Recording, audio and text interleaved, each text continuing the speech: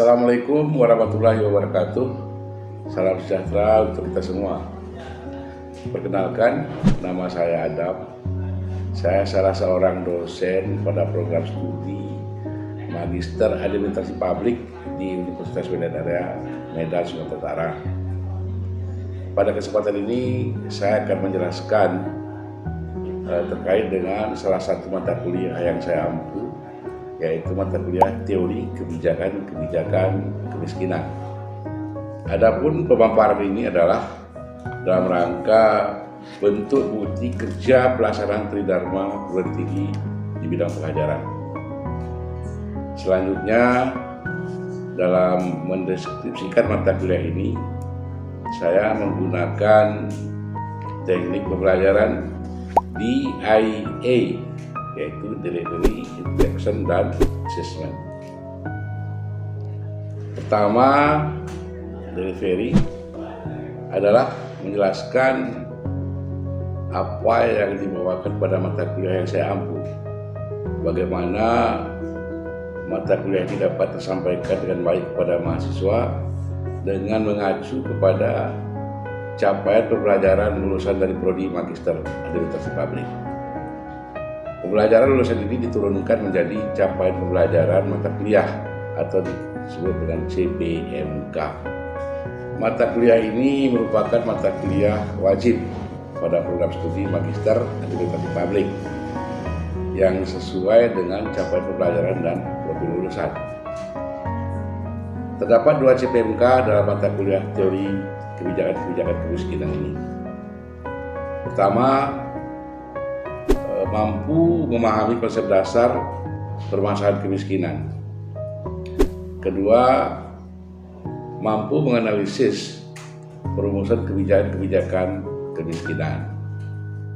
Untuk mendukung materi yang saya ajar, saya menggunakan beberapa buku referensi, diantaranya Stuart Corbett di buku Debt and Development published The European Community, juga ada dari Mukhlis Madani itu di buku Dimensi Interaksi Aktor dalam Proses Perumusan Kebijakan Publik.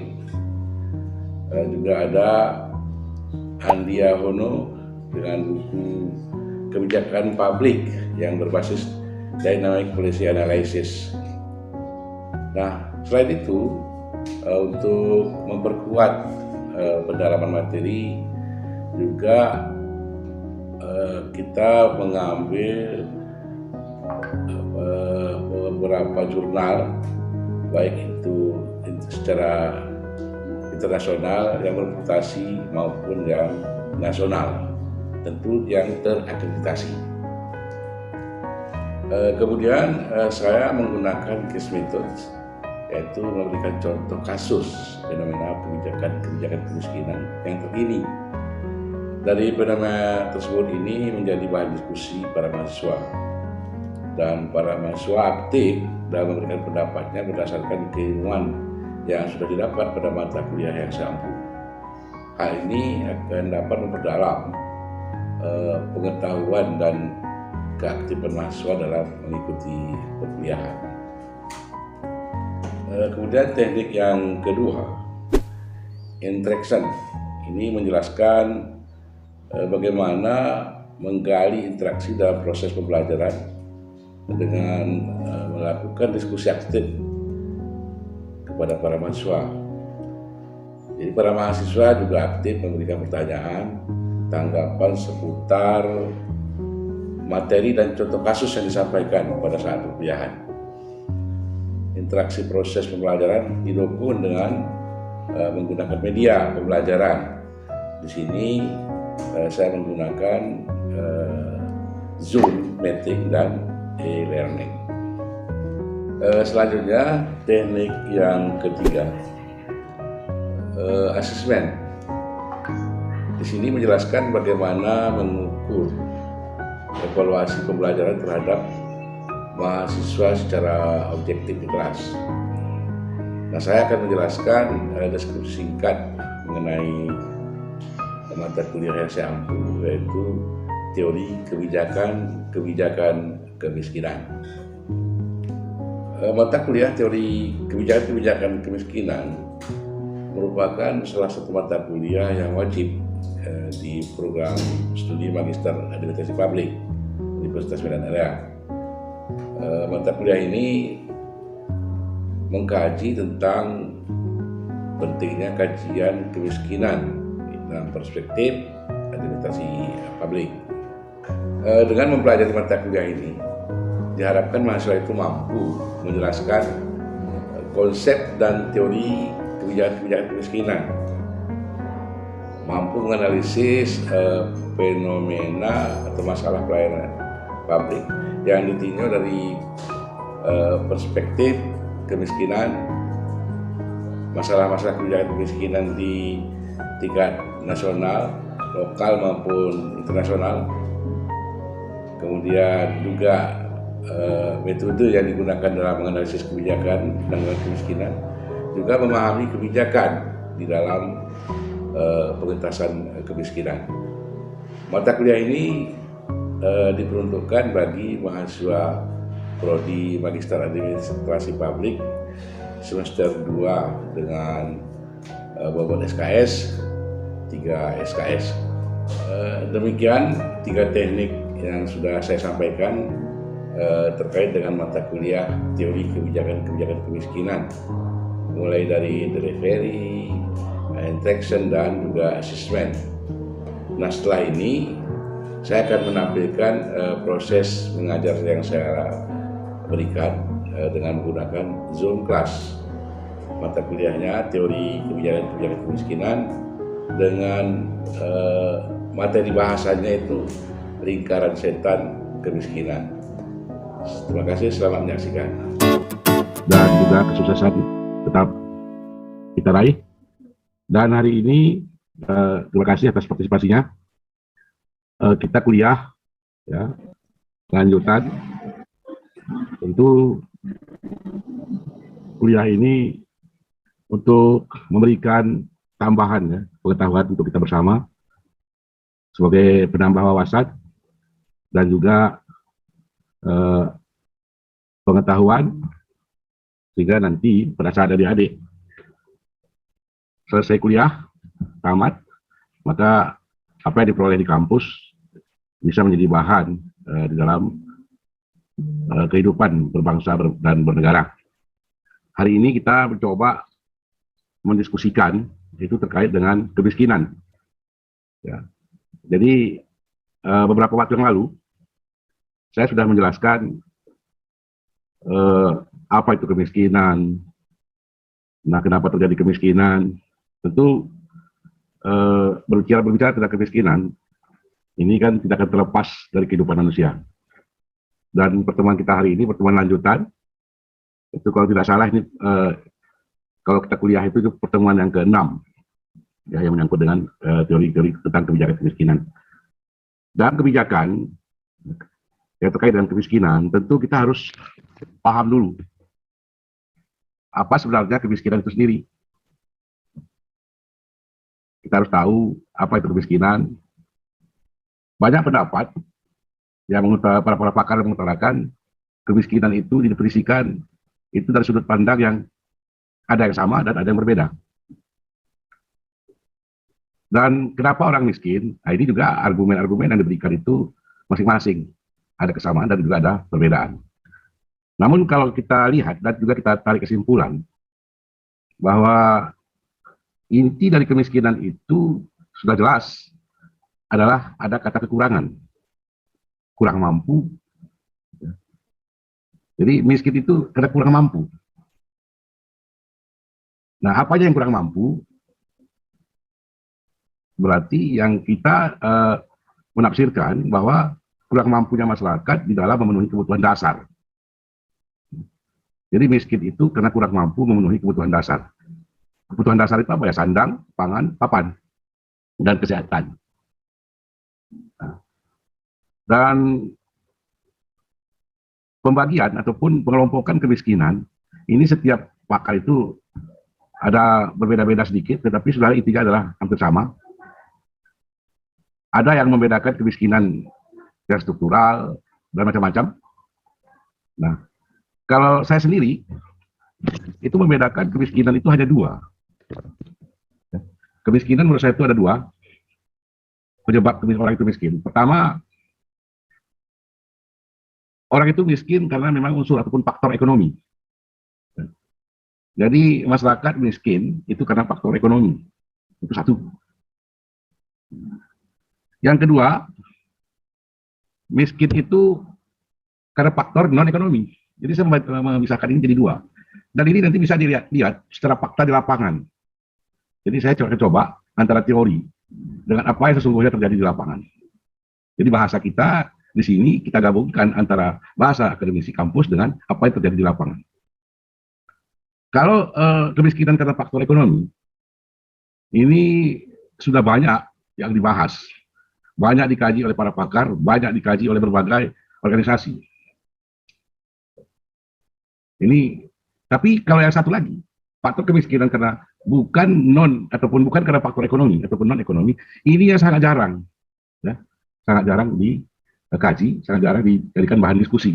Ya, kenapa jarang dibahas? Kenapa jarang dikaji? Ini mungkin ya karena ya agak sensitif, sehingga untuk membahas faktor non ekonomi ini memang perlu pemikiran-pemikiran yang dengan cara-cara yang lebih dijaga, ya, karena mungkin lebih sensitif.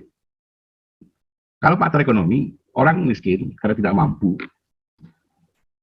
ya otomatis yang tidak mampu adalah ekonominya. Berarti karena dia tidak punya pendapatan, tidak punya uang. Mana ada orang bisa beli kebutuhan dasar kalau nggak ada uangnya? Ya. Kalau zaman sekarang ya kan kita mau beli beras pakai uang. Kita mau nanam padi juga pakai biaya. Nah, karena kemampuan keuangan, maka mereka ini tidak mampu untuk memenuhi kebutuhan dasarnya. Apa kebutuhan dasar? Ya, kandang, pangan, papan, dan pendidikan serta kesehatan. Nah, ini jelas, bisa terukur. Dan terkait dengan kemiskinan ini, penyebabnya, dampaknya, ini hal-hal yang sangat fakta di dalam kehidupan di masyarakat. Karena memang pembangunan juga tujuannya adalah mensejahterakan masyarakat. Dan tentu untuk mencapai kesejahteraan itu harus menyelesaikan persoalan-persoalan kemiskinan. Maka tentu harus ada kebijakan-kebijakan yang tepat. Ya. Kebijakan-kebijakan yang tepat, bagaimana kemiskinan itu agar bisa dikurangi, ya, diturunkan angkanya, bukan dihilangkan. Ya, beda. Mana ada negara di dunia ini sehebat apapun bisa menghilangkan kemiskinan, nggak bisa. Ya, karena pertumbuhan penduduk ada. Nah, jadi kita tidak bisa menjamin, manusia itu tidak bisa menjamin orang yang lahir itu kedepannya seperti apa kehidupannya. Maka kemiskinan itu hanya bisa dikurangi, tidak mungkin bisa dihilangkan, ya, menurunkan angkanya. Nah, kalau satu lagi yang saya katakan kemiskinan karena bukan faktor non ekonomi, ini sulit. Ini sangat sulit menyelesaikannya. Karena tidak nampak dia. Seperti apa? Kenapa saya katakan miskin karena faktor non ekonomi? Karena kalau kita lihat secara material, secara ekonomi, orangnya kaya, hartanya melimpah. Harta melimpah, kekayaan luar biasa. Artinya apa? Kalau materinya mungkin 10 keturunan tidak habis. Tapi saya mengatakan itu orang miskin. Kenapa miskin? Karena moralnya yang rusak. Kalau moral rusak, itu kategorinya miskin. Dan itu bisa berdampak kepada semakin memiskinkan yang sudah ada.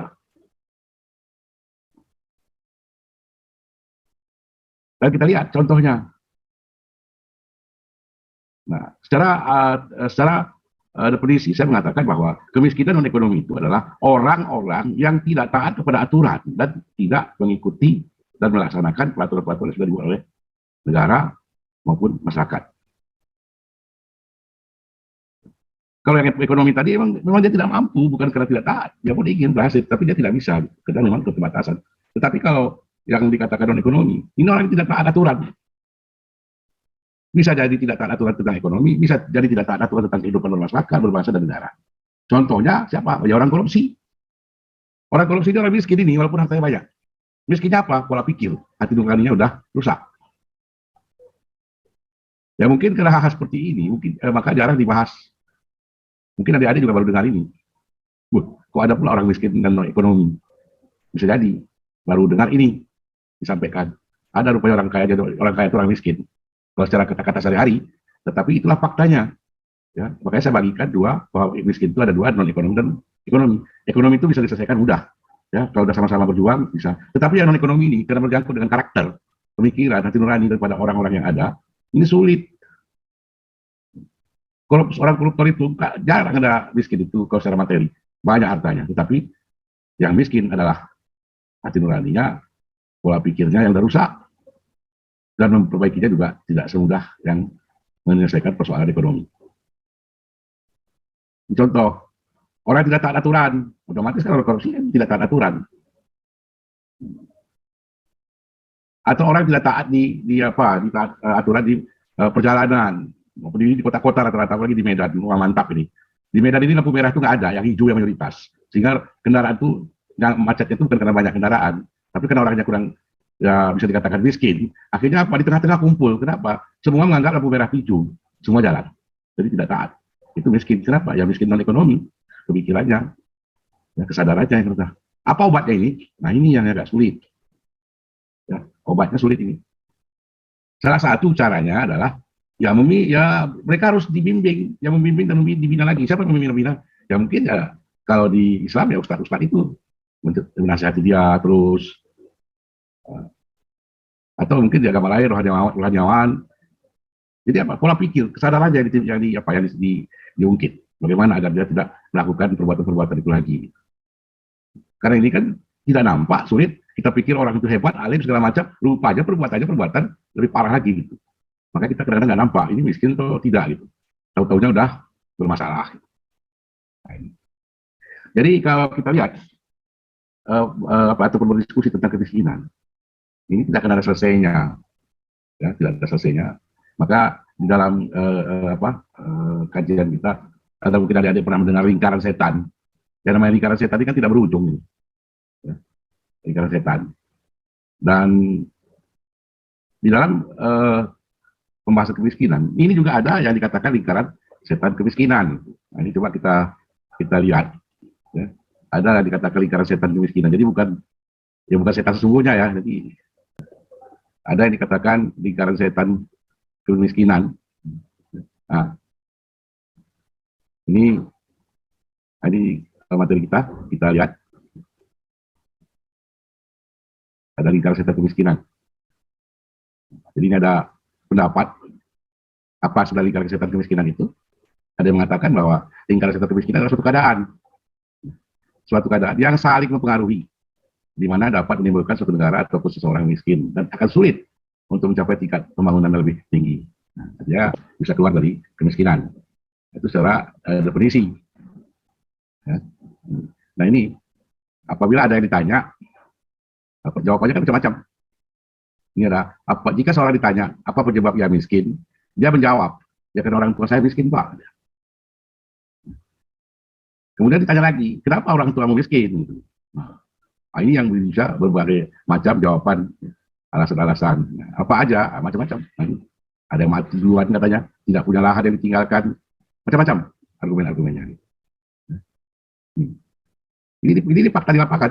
Nanti ada kalau udah tamat silakan. Apakah yang saya sampaikan ini lari atau tidak? Itulah nanti baru ketahuan itulah kehidupan yang sesungguhnya. Nah, jadi ini yang dikatakan lingkaran setan tadi.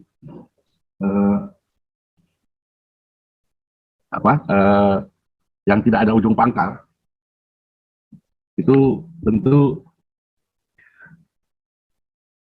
bisa dibuat suatu gambaran bahwa kenapa itu miskin. Nah, ini ada berbentuk lingkaran dan dia berputar terus. Lingkaran setan kita selesaikan sedikit. Ya. Jadi kenapa miskin? Ya tadi ini yang nampak. Ekonomi yang nampak ini. Kenapa miskin? Dia pendapatan rendah katanya kan. Kalau ada pendapatan rendah otomatis daya beli rendah. Pendidikan juga tidak tercapai. Ya informasi apapun yang kita peroleh ini juga terbatas. Nah, otomatis pengetahuan kita juga terbatas. Nah kalau ada pengetahuan terbatas, maka produksi rendah. Ya apa kemampuan? Ya. Kemampuan untuk menghasilkan ya, baik itu pemikiran, kalau dia memang bekerja di pemikiran, apakah itu dia bekerja sebagai tenaga kerja, itu otomatis produktivitasnya rendah. Ya, karena memang pengetahuan itu sangat berpengaruh kepada kemampuan untuk memproduksi sesuatu. Nah, ujungnya apa? Ya, kembali dikatakan miskin. Nah, jadi pendapatan rendah, maka akan menimbulkan ya, otomatis kebutuhan pendidikan tidak terpenuhi. Kalau pendidikan tidak terpenuhi, pengetahuan rendah. Pengetahuan rendah, otomatis kemampuan memproduksi rendah. Itulah dikatakan miskin. Nah, satu sisi ada lagi, ya karena tidak punya pendapatan, otomatis tidak punya tabungan. Kalau nggak punya tabungan, bagaimana mau punya modal? Kan sedikit modalnya. Nah, kalau modal kecil, kalau kita berusaha, ya hasil produksinya akan rendah. Jadi berputar. Ya, kalau produksi rendah yang kita jual apa? Kan sedikit modalnya, otomatis yang kita terima juga rendah. Nah, ini kalian seperti itu. Nah, bagaimana juga miskin dilihat dari produksi rendah? Ya karena kemampuan rendah, ya otomatis kinerja rendah, ya konsumsi rendah, ya otomatis terkait dengan kebutuhan papan, sarana prasarana yang nggak terpenuhi. Nah, kalau rumah yang dasar aja kita nggak ada, bagaimana dengan kesehatan? Tentu kesehatan kita juga akan berpengaruh. Ini juga rendah. Nah, kalau kesehatan rendah, berarti kembali lagi kinerja rendah aja, apa kemampuan kita rendah. Mana ada orang sakit, orang hebat berpikir, kita nggak ada.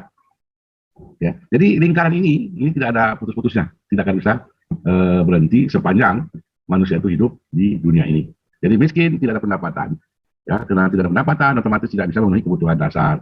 Tidak bisa kemudian dasar, otomatis ya tentukan pendidikannya pun rendah. Kalau udah pendidikan rendah, bisa jadi pengetahuan kesehatan juga rendah. Nggak sehat, ya penghasilan juga rendah. Akhirnya kembali lagi, kemampuan juga rendah. Makanya kemiskinan itu tetap akan terjadi.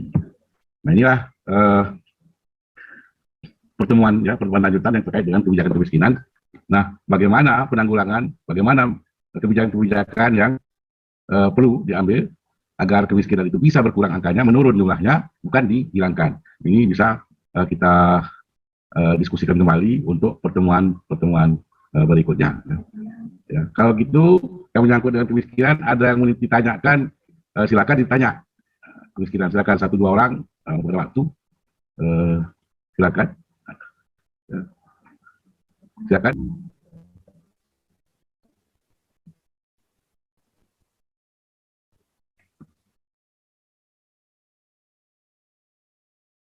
Ini si Ringo ini berbicara BPJS, itu kan orang miskin tuh.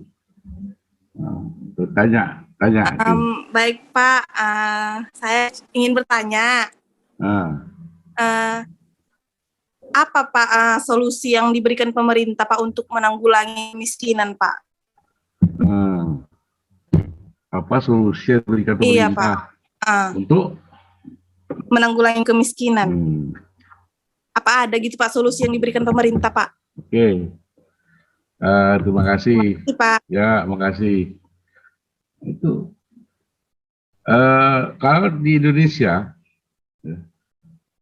pemerintah juga terus berusaha untuk mengurangi atau menurunkan angka kemiskinan. Karena tujuan negara kita ini kan untuk mensejahterakan kehidupan masyarakat. Nah, tentu dari awal saya katakan bahwa bagaimana sejahtera kalau miskinnya tinggi. Maka pemerintah berusaha untuk ada istilah penanggulangan kemiskinan. Menurut tujuannya adalah menurunkan angka kemiskinan. Sebenarnya di negara kita ini banyak program yang sudah dilaksanakan oleh pemerintah, mulai dari pusat sampai ke daerah.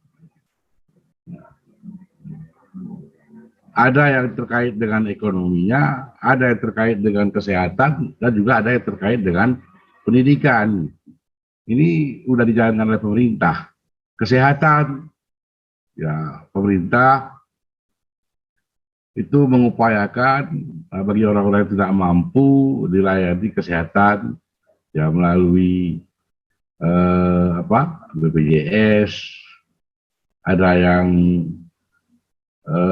kehidupan sehari-hari, ada pemberdayaan ekonominya, memberikan, ada yang bantuan tunai. Nah, dulu ada juga bantuan beras untuk orang-orang kurang mampu, dan sekarang katanya istilahnya rasta, beras untuk warga sejahtera, walaupun itu yang memiliki adalah yang berhak adalah yang kurang mampu. Ya. Ada yang biaya pendidikan Jadi sebenarnya banyak ya, program yang sudah dilaksanakan oleh pemerintah. Hanya saja program-program ini kan sifatnya tidak mungkin selamanya. Jadi ini sebagai support, ya, sebagai support agar ataupun sebagai daya tahan agar ini tidak terperosok lagi gitu. Tetapi dengan melalui bantuan ini, kalau hanya masyarakatnya juga hanya menunggu bantuan itu aja, itu tidak akan selesai persoalannya. Kemiskinan masyarakat itu tidak akan pernah bisa berubah. Kenapa? Ada yang namanya bantuan itu tidak akan pernah cukup. Ya, bantuan itu kan namanya bantuan. Kan tidak mungkin 1% yang dibantu kebutuhan masyarakat. Nah, makanya pemerintah menalangi, ya, menjaga dengan memberikan bantuan-bantuan agar tidak terlalu kemiskinan itu menjadi semakin terpuruk masyarakatnya. Nah, dengan adanya bantuan ini, maka tentu masyarakat harus sadar, maka dia harus memanfaatkan itu untuk digunakan sebagai penyemangat ataupun sebagai tiang di dalam mengembangkan usaha. Ada bantuan beras, berarti kita tidak perlu beras lagi. Ya, kita cukupkan itu. Nah, biaya untuk beras itu digunakan untuk kebutuhan-kebutuhan lain gitu. Jadi jangan tak kemana-mana. Nah, ada dibantu urusan ekonomi, ya gunakan sebaik-baiknya. Kalau ditunggu setiap bulan itu, ya nggak bisa. Itu kan tidak pernah akan berhasil gitu. Ya, namanya bantuan itu adalah sifatnya sementara. Nah, sementara, dan itu pun kan terbatas. Nah, jadi ada banyak ya program yang dilakukan oleh di negara kita. Tentu ini apakah bisa tuntas? Tidak bisa, karena setiap tahun kan yang berubah. Bisa sekali sekarang dia kurang mampu, miskin, ke tahun depan dia bisa berubah menjadi mampu. Bisa jadi orang mampu sekarang, tahun depan dia berubah menjadi tidak mampu. Jadi terus berputar. Makanya pekerjaan-pekerjaan ataupun tugas-tugas yang melaksanakan pekerjaan terkait dengan program kemiskinan ini bukan gampang gitu. Sulit. Mengungkapkan gampang, tetapi prakteknya di lapangan ini sangat sulit. Karena orangnya bisa berganti-ganti, ya. Yang sudah mampu bisa menjadi tidak mampu, yang tidak mampu bisa berubah menjadi mampu. Nah, ini kenapa bisa seperti itu? Ya memang itulah fakta kehidupan. Ya. Oke, yang lain ada? Ada.